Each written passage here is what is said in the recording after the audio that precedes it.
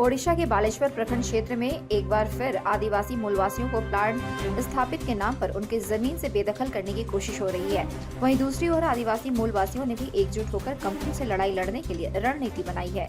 भारत जागात मांझी परगना महाल ने आदिवासियों को उनकी जमीन से बेदखल करने के मामले को गंभीरता से लिया है। भारत जागात मांझी परगना महाल की अगुवाई में आदिवासी मूलवासियों की एक बड़ी बैठक हुई, जिसमें निर्णय लिया गया कि वे किसी भी कीमत पर अपनी जमीन किसी कंपनी को नहीं देंगे। हर बार कंपनी प्लॉट, डैम व खादान के नाम पर आदिवासी मूलवासी ही क्यों विस्थापित होंगे? पूरे देश में आदिवासियों के अस्तित्व इन्हीं डैम कंपनियों व खादान से सर्वाधिक प्रभावित हो रहा है।